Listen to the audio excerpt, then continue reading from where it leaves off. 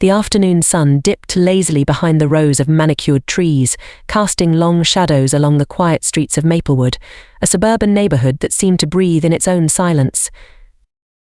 Jamal Evans held his younger brother's hand as they walked down the familiar route to their grandmother's house. It was a journey they had taken countless times before, but today something felt different. The neighborhood was mostly white, and though neither of the brothers would have admitted it aloud, there was always an unspoken tension that came with being two black boys walking through these streets. Jamal, at 11 years old, had grown accustomed to the slight narrowing of eyes, the shift of curtains as they passed, or the subtle, almost imperceptible tightening of smiles from neighbors. He wasn't naive. He knew they didn't look like the typical residents here. Tyrell, on the other hand, was still too young to notice the weight of those stares. At 7, he was filled with the innocent curiosity of childhood, unaware of the more complex world that lay just beneath the surface of their daily walks.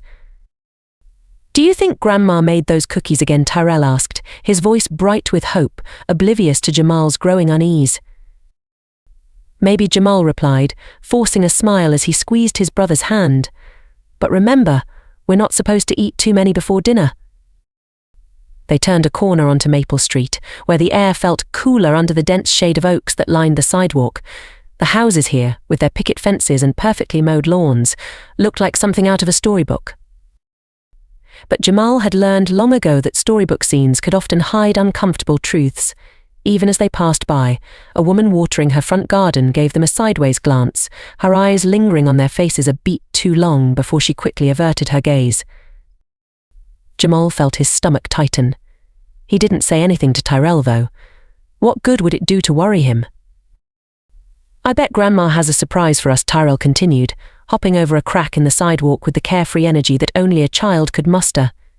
His small stuffed rabbit, Mr. Flopsy, bounced lightly in his other hand. "Yeah, probably," Jamal muttered, his thoughts only half listening. The streets were quiet, too quiet. Usually there would be joggers or families walking their dogs, but today the emptiness felt eerie, as if the neighborhood itself was holding its breath. Jamal scanned their surroundings, his instincts sharpening as they neared the park at the end of the street. The park had always been a safe haven for them, a place where they could kick a ball around or swing from the monkey bars before heading to Grandma's. But today, something felt off. The air was thick with a tension Jamal couldn't quite place. Ahead, he spotted 2 police officers standing beside a squad car parked near the curb. They were leaning against the car, their eyes fixed on Jamal and Tyrell like hawks circling prey. Jamal's pulse quickened. Without breaking his pace, he whispered, "Come on, Tyrell, we're almost there." "Are those police officers?" Tyrell asked, his curiosity piqued. Jamal nodded but said nothing more. He felt the hairs on the back of his neck stand up. He had seen those officers before, Mitchell Davis and John Walters, both of them known in the neighborhood for their no-nonsense approach to keeping order, but Jamal had also heard stories.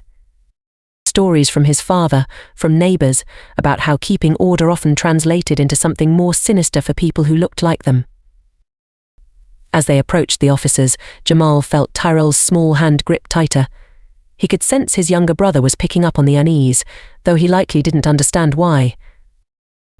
"Why are they staring at us?" Tyrell's voice was small, uncertain. Jamal took a deep breath. "It's okay. Just keep walking." Mitchell Davis watched the boys approach, his eyes narrowing beneath the brim of his police hat. He nudged his partner, John Walters, with his elbow nodding toward Jamal and Tyrell. "Hey, check this out," Davis muttered under his breath. "What are they doing around here?" Walters glanced up from his phone, his expression indifferent at first, but as his gaze locked onto the 2 boys, his brows furrowed. He leaned against the patrol car, crossing his arms over his chest, sizing up the situation.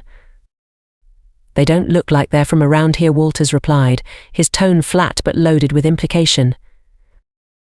Davis' lips curled into a slight sneer. "Exactly. Let's see what they're up to." Jamal felt their eyes burning into him as they got closer. His heart began to pound harder in his chest, the rhythm matching the quickened pace of his steps. The officer's scrutiny was oppressive, like a spotlight cutting through the calm of the afternoon. For a moment, Jamal considered turning around, taking a different route, but that would only look more suspicious. He swallowed the lump in his throat, trying to maintain his composure for Tyrell's sake. But inside, his anxiety was rising, swirling in his chest like a storm ready to break. Davis took a step forward, his boots crunching against the pavement. His posture was casual, but his eyes were anything but. They were cold, calculating, looking for any reason to stop the boys. Jamal could feel it. The tension in the air was palpable, like the moments before lightning strikes. "Where do you think you're going?" Davis called out, his voice cutting through the silence. Jamal stopped in his tracks, instinctively placing himself slightly in front of Tyrell, his body acting as a shield. "We're just going to our grandmother's house," Jamal said, keeping his voice steady. "She lives just down the street." Davis raised an eyebrow, glancing at Walters with a smirk that Jamal didn't miss. Walters shifted, pushing himself off the patrol car, now standing alongside his partner. "Grandmother's house." "Her," Davis repeated, the condescension in his tone unmistakable. "You sure about that?" Jamal felt Tyrell's grip tighten. He squeezed back, willing his younger brother to stay calm, though he could feel the panic rising in his own chest. "Yes," Sir Jamal replied. "We live just down the street. We've walked this way many times." But Davis wasn't interested in explanations. He stepped closer, looming over Jamal and Tyrell, casting a long shadow over the boys. Walters hung back, his arms still crossed, watching with an expression that was both disinterested and approving, like someone witnessing an inevitable outcome. "You boys look a little out of place," Davis said slowly, his eyes scanning over them, lingering on their faces as if searching for something incriminating. "Don't see many kids like you around here." Jamal's jaw tightened. He knew exactly what Davis meant, and it made his blood boil. But he also knew better than to respond, especially in front of Tyrell. He could feel his brother trembling beside him.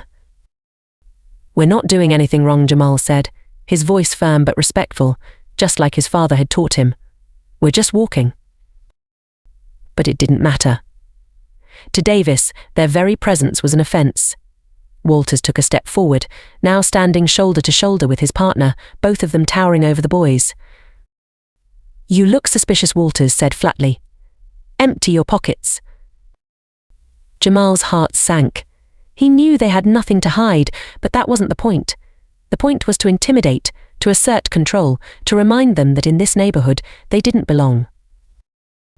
As he reached into his pockets, pulling out the small toy car he had been carrying for Tyrell, he felt a deep sense of injustice gnawing at him. He glanced at Tyrell, who was holding onto his stuffed rabbit like it was the only thing keeping him grounded. The officers weren't done. They weren't going to be satisfied with just a toy car and a stuffed rabbit. They were determined to make Jamal and Tyrell feel powerless, to remind them that no matter how many times they walked these streets, they would always be seen as outsiders. Jamal swallowed hard, his mind racing. He needed to call his dad. He needed help. The streets of Greenwood, a quiet suburban neighborhood, stretched ahead of Jamal Evans and his younger brother, Tyrell. The sun hung low in the sky, casting a golden glow over the rows of tidy houses and neatly trimmed lawns. To an outsider, it seemed like the perfect, peaceful neighborhood. But to Jamal, something in the air had changed. It wasn't the same anymore. The comfort of their familiar route to their grandmother's house felt different, like walking into a storm. As they passed the corner near the park, 2 police officers came into view. Officer Mitchell Davis stood by his patrol car, arms crossed over his chest, his eyes sharp and piercing as he watched the boys approach. Beside him, Officer John Walters leaned against the hood, casually scanning the area. Jamal noticed them immediately, but he kept his head down, gripping Tyrell's hand a little tighter. Tyrell, too young to understand the unspoken tension in the air, kept asking questions about the park and the birds. But Jamal's focus was elsewhere. His heart began to pound.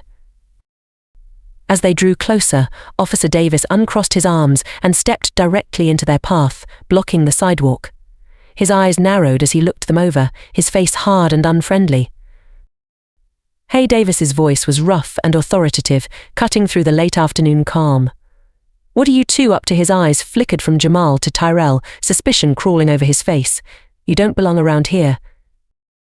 Jamal felt his stomach drop.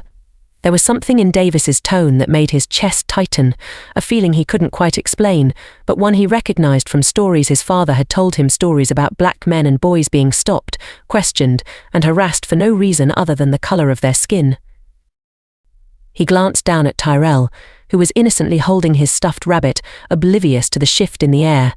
Jamal's instincts screamed at him to stay calm, to not show any fear. But inside, panic began to rise. "We're just going to our grandmother's house," Jamal said quietly, his voice firm but respectful. His eyes met Davis's, but the officer's gaze was cold, scrutinizing them like they were outlaws on the run. Jamal's mind raced. How could a simple walk home turn into something so threatening? Tyrell tugged on Jamal's sleeve, sensing his brother's unease. "Jamal, are we in trouble?" he asked in a small voice, his wide eyes darting between the two police officers. Jamal squeezed Tyrell's hand reassuringly. "No, we're not in trouble," he said, though he wasn't sure if he believed it himself. Before Jamal could say anything more, Officer Walters pushed off the car and walked over with a lazy grin, his smirk full of contempt. He sized up Jamal, his posture radiating a quiet arrogance that set Jamal's nerves on edge. Walters was tall, and his presence loomed over them both like a shadow that had no intention of moving. "Your grandma's house," Har Walters said, his voice dripping with sarcasm. "Kids like you always have an excuse." His words sliced through the air, heavy with unspoken prejudice. The subtle bite in his tone was unmistakable, but Jamal caught it immediately. He could feel his face grow hot, not from embarrassment, but from a simmering anger he knew he had to control. Tyrell, still too young to grasp the full weight of what was happening, clutched his stuffed rabbit tighter. "We're just going to see Grandma," Tyrell whispered, but Walters didn't even look at him. His attention was focused solely on Jamal. Jamal stood his ground, though his hands trembled slightly. He knew they hadn't done anything wrong. They'd made this walk 100 times before. This was their neighborhood, but Walters's sneer made it clear that to him, it didn't matter. Jamal opened his mouth to respond, to explain that they lived nearby, but Walters cut him off before he could get the words out. "Always got an excuse," Walters muttered again, shaking his head. "You boys think you can just wander around like you own the place? People like you don't belong in neighborhoods like this. You sure you're not up to something?" Walters's smirk widened, as if daring Jamal to contradict him. Jamal's heart pounded harder in his chest. He looked at Tyrell, who was now visibly shaking. Jamal wanted to protect his brother from the weight of these words, but how could he when the entire situation was spiraling out of control? Walters's condescending tone, his blatant assumption that they didn't belong, it all screamed one thing: this wasn't about what they were doing. This was about who they were. The realization hit Jamal like a punch to the gut. He could see it in Walters's eyes and hear it in the venom laced in every word Davis uttered. They were being targeted because of their skin color. It was that simple, and it was that simple, and it was that unjust. Trying to stay composed, Jamal lifted his chin slightly, attempting to keep his voice steady. "We live just down the street. We're not doing anything wrong." Davis scoffed, unimpressed by Jamal's quiet defiance. "That, so," he said, his eyes narrowing further. "Well, if you're not doing anything wrong, then you won't mind emptying your pockets. Let's make sure you're not carrying anything you shouldn't be."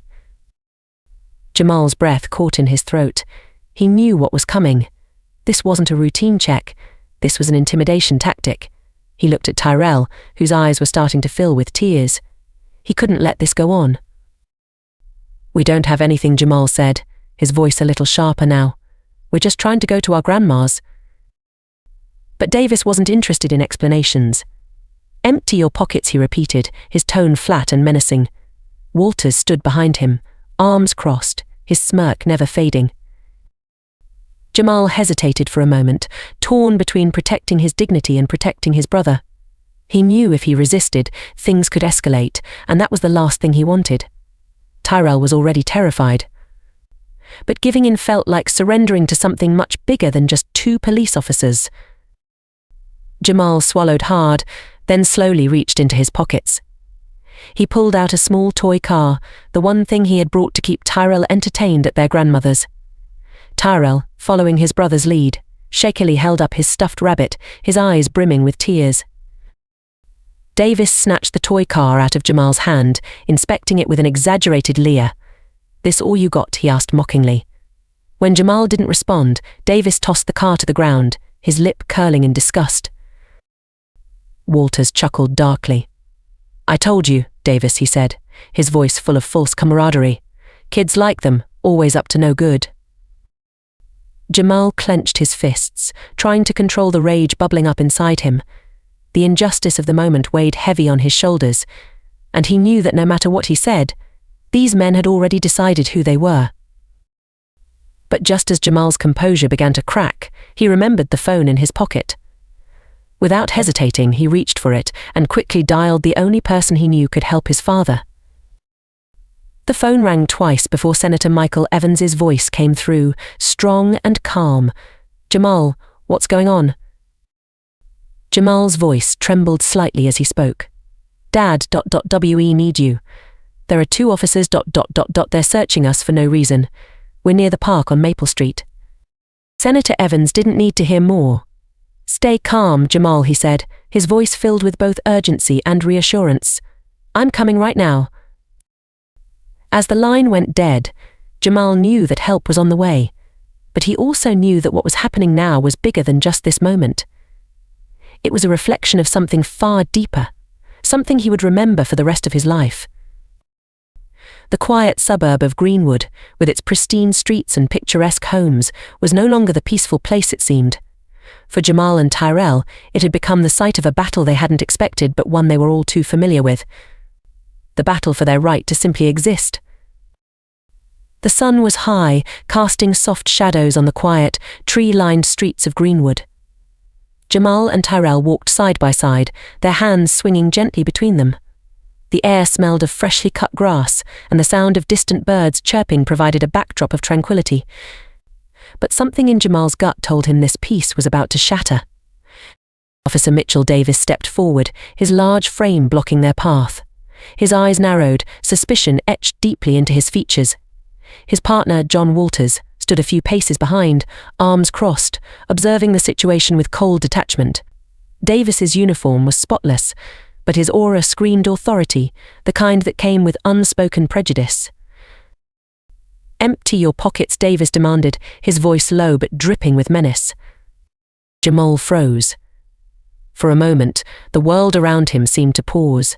His heart thudded in his chest, so loud he was sure Tyrell could hear it. His mind raced. What had they done wrong? They were just walking to Grandma's house. They weren't causing trouble. Yet, Jamal knew, deep down, that in the eyes of these men, it didn't matter. Tyrell, standing a few inches shorter, looked up at his brother, confusion and fear pooling in his wide eyes. The innocence that glimmered in Tyrell's gaze hit Jamal like a punch to the gut. His little brother still believed that the world was a fair place, that people were good. But this was not what Tyrell knew. This was something different, something Jamal wished he didn't have to witness. Jamal hesitated, his hand instinctively tightening around Tyrell's, anchoring him. He knew if he resisted, things could get worse. They had done nothing wrong, but in a world where the colour of your skin spoke before you did, that didn't seem to matter. His father's lessons echoed in his mind: stay calm, comply, protect your brother. But those words felt so small now, like a whisper in the face of a storm. Tyrell, trembling, whispered, "Jamal, why are they asking us to do this?" Jamal knelt down slightly, lowering himself to Tyrell's level, hoping to shield him from the intensity of the situation. "It's okay, Ty. Just do what they say. We're not in trouble." He tried to inject confidence into his voice, but the fear bubbling up inside him made it sound shaky. Davis, impatient now, took a step closer, towering over them both. His shadow stretched across the pavement like a looming threat. "I said, empty your pockets," he repeated, more forcefully this time, his hand resting on the holster of his gun, as if to remind them who held the power. Jamal's fingers fumbled in his pockets, his small toy car rattling as he pulled it out. Next to him, Tyrell slowly withdrew his little stuffed rabbit, the one he took everywhere, the one Grandma had given him. The sight of that worn-out toy in his brother's tiny hands made Jamal's heart clench. What kind of trouble could an innocent rabbit bring? But Davis's eyes weren't softening. If anything, they sharpened, narrowing as though searching for something to justify his suspicion. The intensity of the moment weighed heavily on Jamal, his breath hitching as he held Tyrell close. It felt like the quiet before the storm they were helpless to avoid. Without warning, Davis snatched the toy car from Jamal's hand, turning it over as though expecting it to reveal something more sinister. Jamal winced but said nothing. He'd learned early on that talking back, even when you were in the right, could lead to things spiraling out of control. And right now, Tyrell was watching him. He had to be strong. Next, Davis grabbed Tyrell's stuffed rabbit, holding it with 2 fingers as if it was something filthy, something tainted. The plush toy, with its soft fabric and worn ears, seemed out of place in the officer's rough hands. Davis sneered, and for a brief moment, Jamal saw the smirk tugging at the corner of his mouth. Troublemakers, Davis muttered under his breath, low enough for only Jamal and Tyrell to hear, but loud enough to pierce their hearts. Tyrell's lips began to quiver as he watched his beloved toy dangling from Davis's grip. "That's mine," he whispered, his voice barely audible, as though speaking louder might invite more trouble. But Davis either didn't hear or didn't care. With a flick of his wrist, he tossed the rabbit to the ground like it was trash, its small, fuzzy body crumpling in the dirt. Tyrell gasped, his small frame trembling. Tears welled up in his eyes, spilling over and trailing down his cheeks as he stared at his beloved toy on the ground. The innocence in Tyrell's face, the hurt, cut Jamal deeper than he could have imagined. His little brother, his playful, happy, innocent brother, was breaking right in front of him. Jamal's breath quickened, anger and fear mixing inside him like fire and oil. He wanted to shout, to tell the officers to stop, to pick up Tyrell's toy and hold him tight.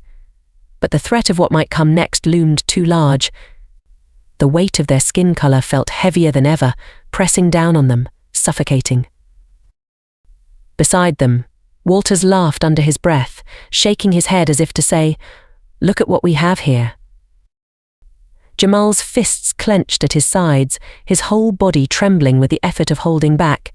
He wanted to pick up Tyrell's toy, to shield his brother from the cruelty of it all, but he couldn't move. Not yet. Not until this was over. Davis wasn't done. He rummaged through their bags, shaking them violently, spilling their few belongings onto the sidewalk. Papers, snacks, and the small remnants of their afternoon walk scattered across the ground like discarded hopes. It was humiliating, degrading, and unnecessary. Tyrell's sobs grew louder now, his small body shaking uncontrollably. Jamal instinctively pulled him closer, wrapping an arm around his shoulders, whispering, "It's okay, Ty. We're okay," but he wasn't sure they were. How could he tell his brother that everything would be fine when even he didn't believe it? The world around them felt empty, the quiet neighborhood suddenly too quiet. No one was coming to help. No neighbors were stepping outside to see what was happening. It was just them, 2 young black boys, standing in the shadow of authority that saw them as nothing more than threats. And then, out of sheer desperation, Jamal made the only move he could think of. He reached into his back pocket, slowly, cautiously, and pulled out his phone.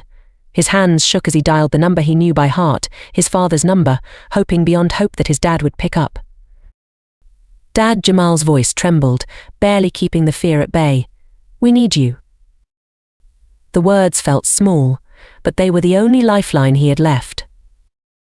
Jamal's hand trembled as he fumbled to pull his phone from his pocket.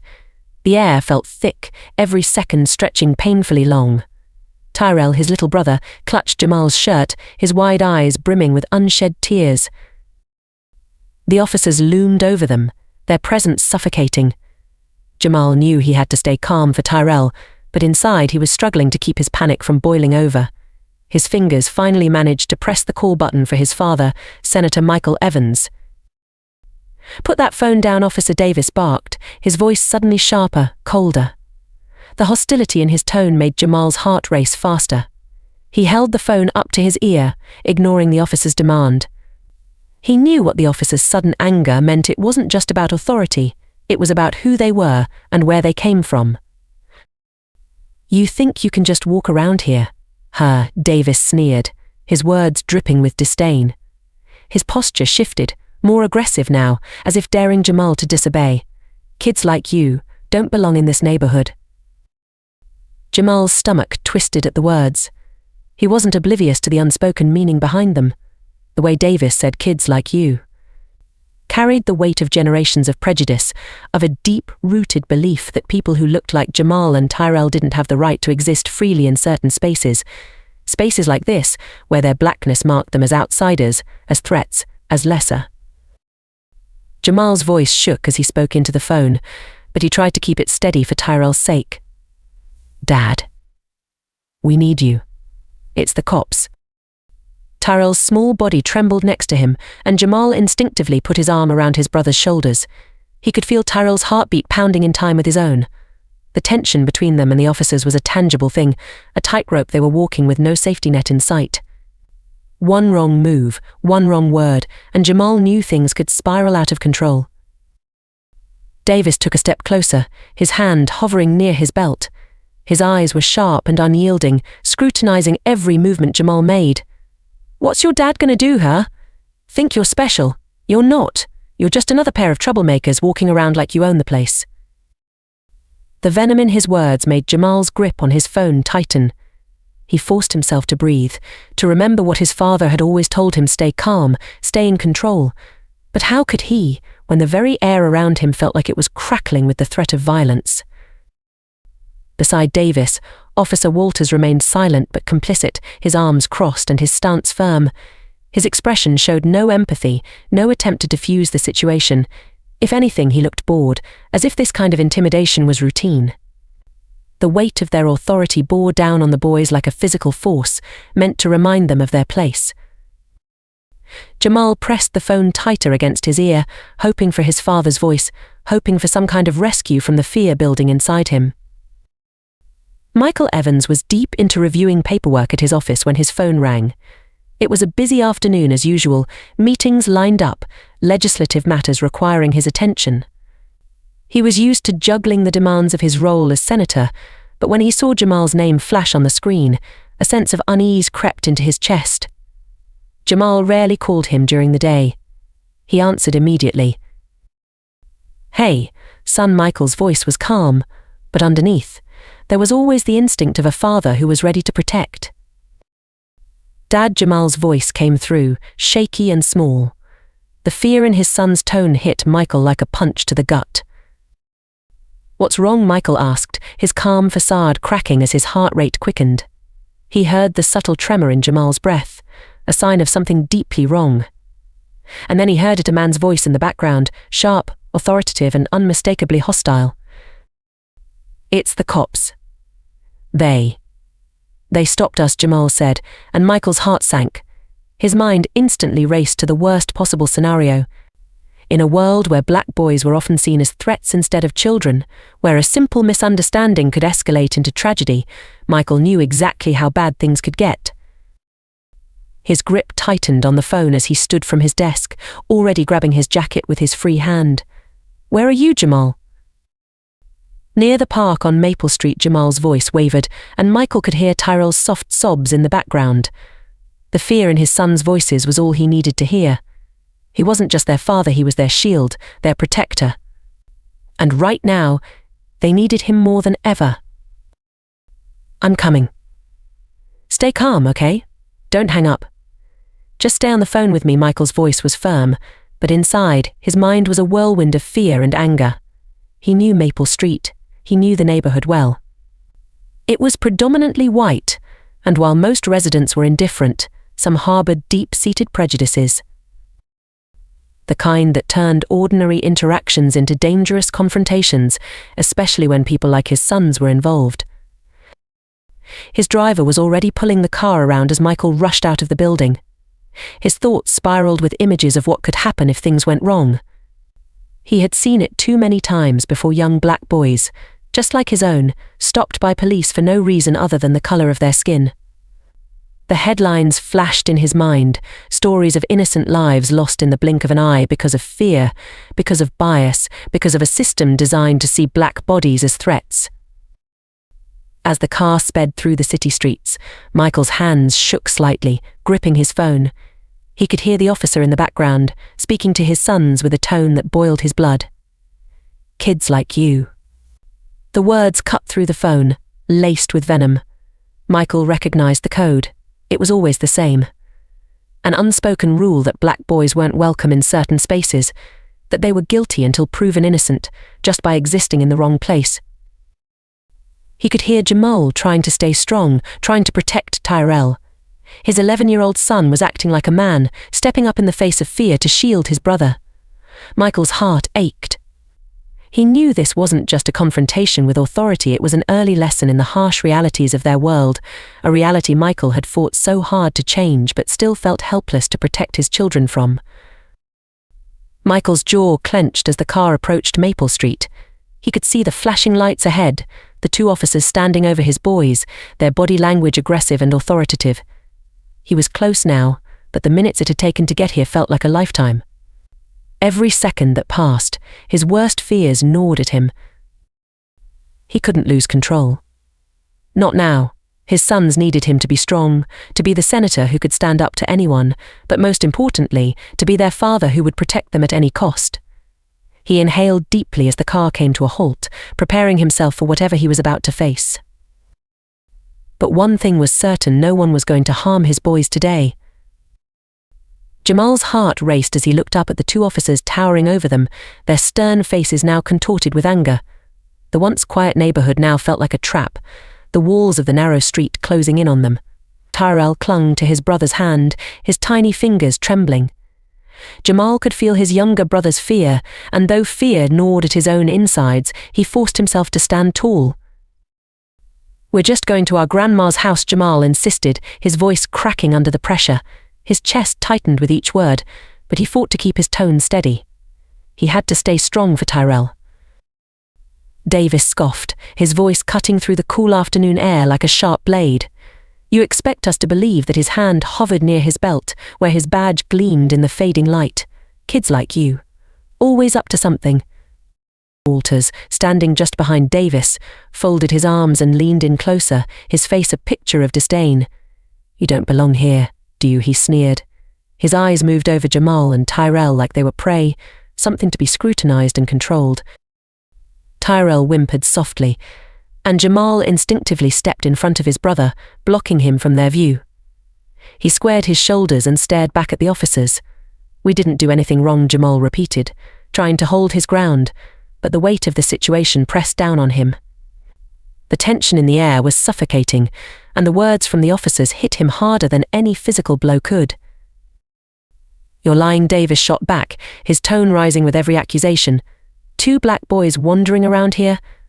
Who are you trying to fool?" He gestured around the quiet street, his hand sweeping the air as if to emphasize how out of place Jamal and Tyrell appeared. Jamal's fists clenched at his sides, not from anger, but from desperation. He wanted to run. He wanted to pull Tyrell away from the hateful glares, from the feeling of being caged in like criminals. But he knew they wouldn't let them go. He knew, deep down, this wasn't about anything they had done, it was about who they were.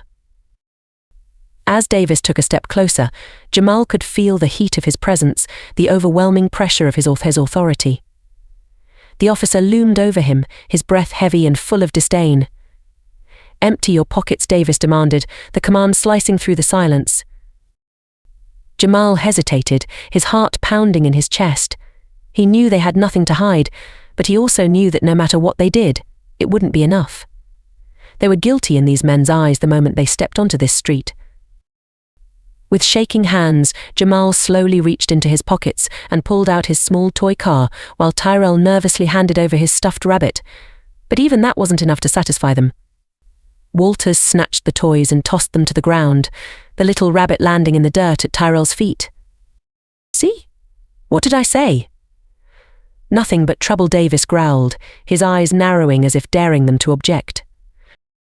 Jamal wanted to scream, to cry, to push back against the injustice of it all, but instead He held Tyrell tighter, his brother now openly crying, and whispered, "It's going to be okay, Ty." I promise, but even as he said the words, he wasn't sure he believed them himself.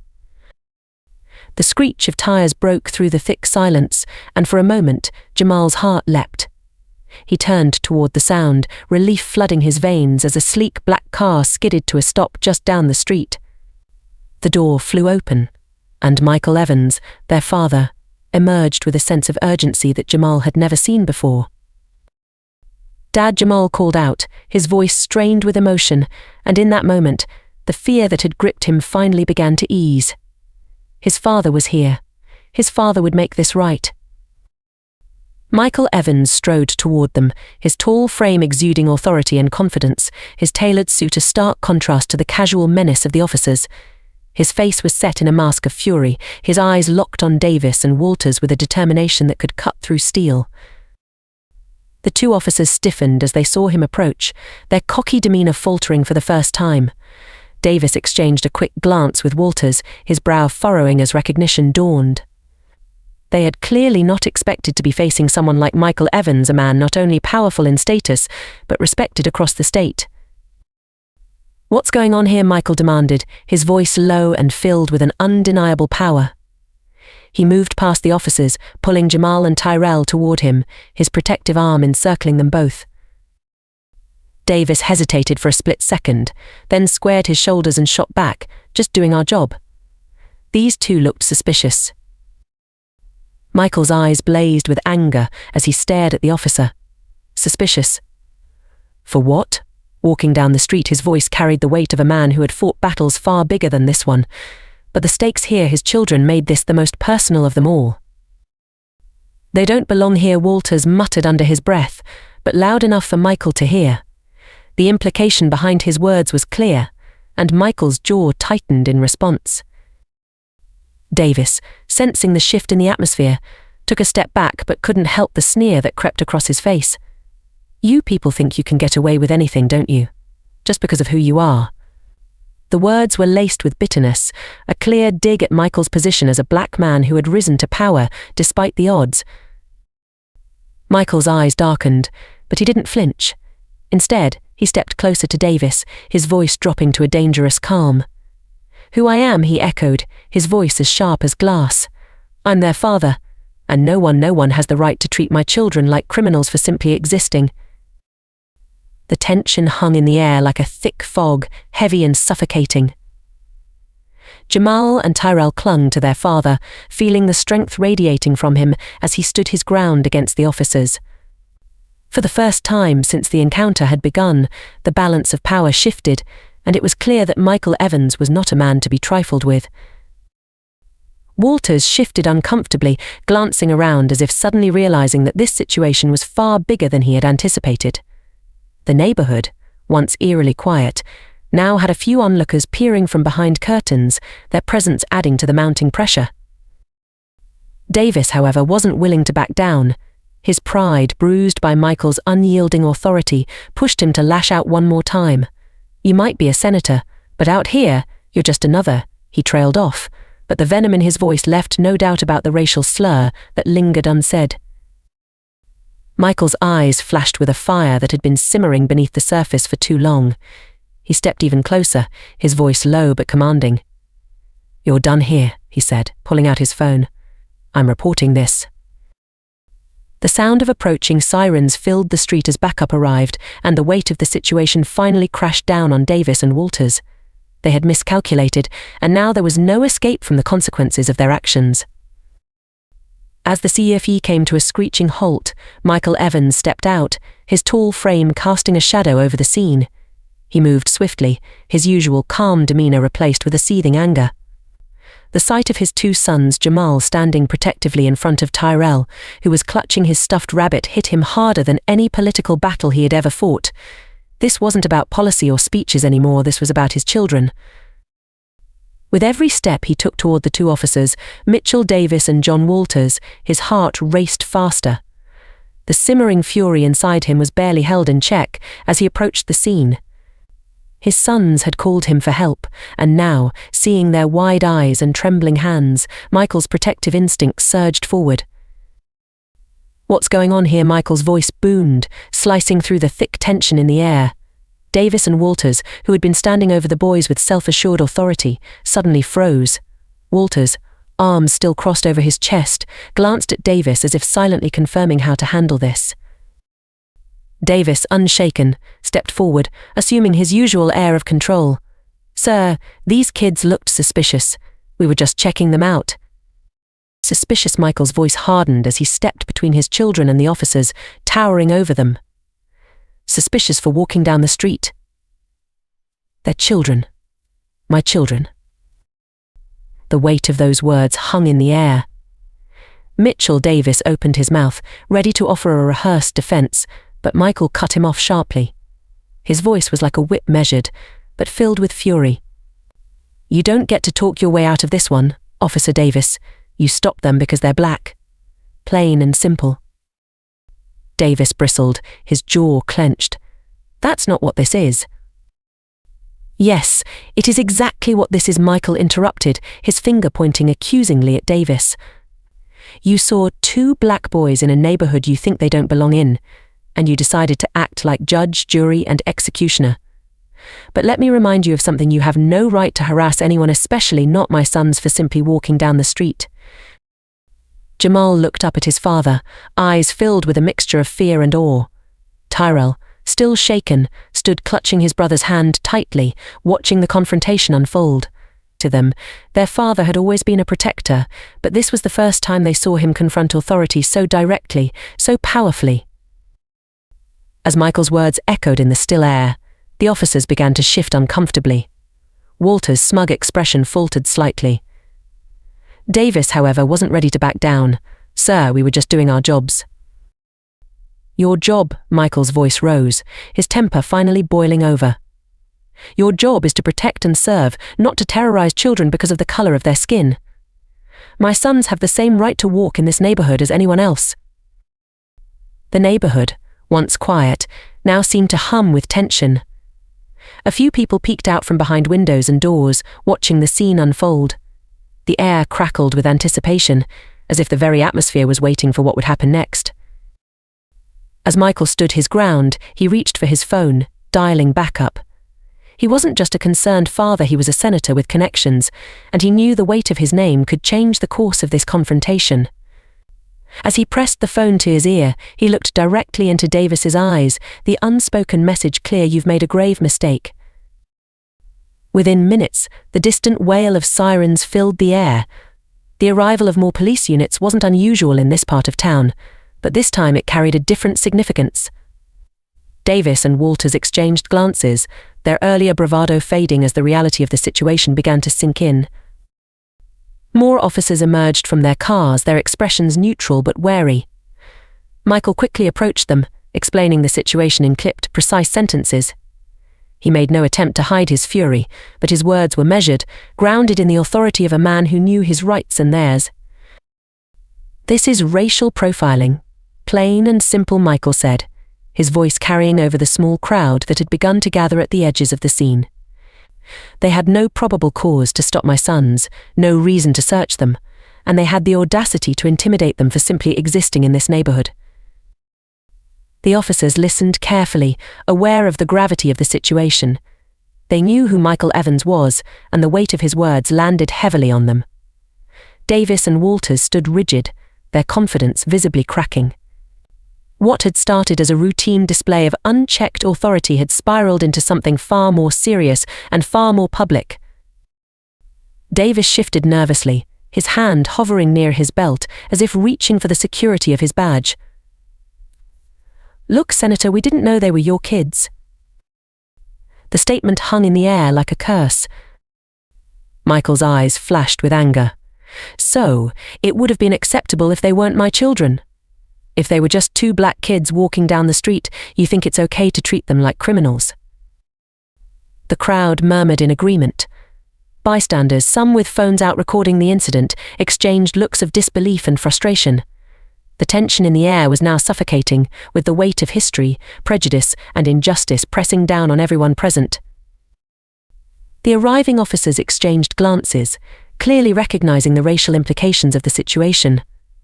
One of them, a senior officer with greying hair, stepped forward and addressed Davis and Walters directly. "We need to de-escalate this now."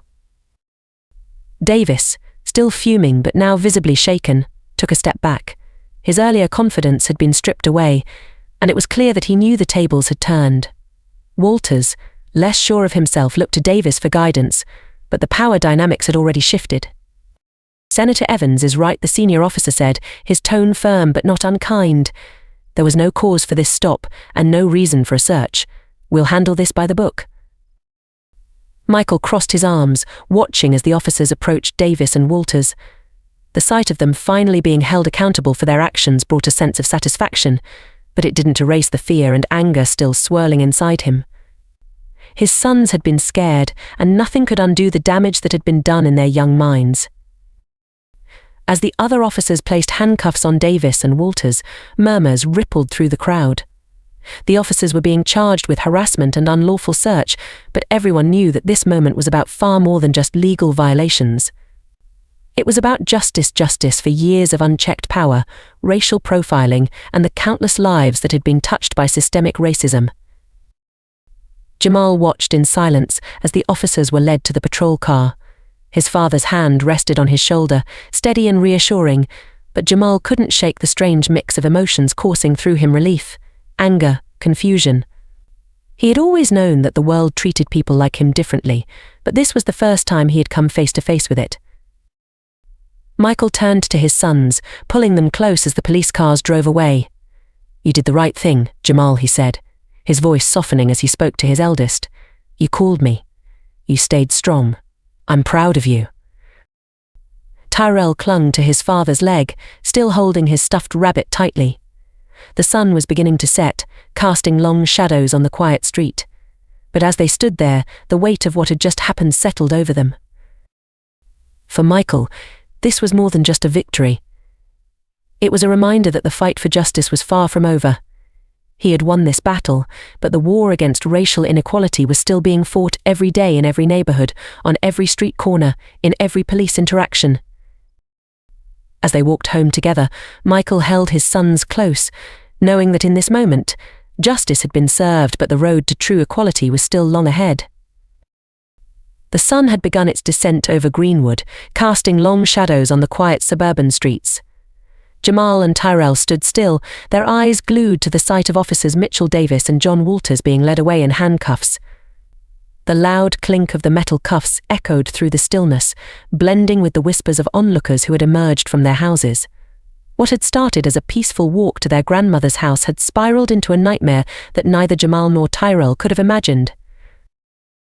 Jamal, gripping Tyrell's hand tightly, felt a rush of conflicting emotions. Relief washed over him at the sight of the officers finally being taken away, but there was something else, something deeper, unsettling and far more complex. His heart pounded in his chest, and he could feel his legs trembling beneath him. He had done everything right, just like his dad had always taught him. Be polite, stay calm, don't give them a reason to escalate. Yet, despite doing everything he could to de-escalate the situation, he and his brother had been treated like criminals, like they didn't belong. Tyrell, clutching his stuffed rabbit close, looked up at Jamal with wide, confused eyes. "Why did they do that to us?" Jamal, he asked softly, his voice shaky. "We weren't doing anything bad."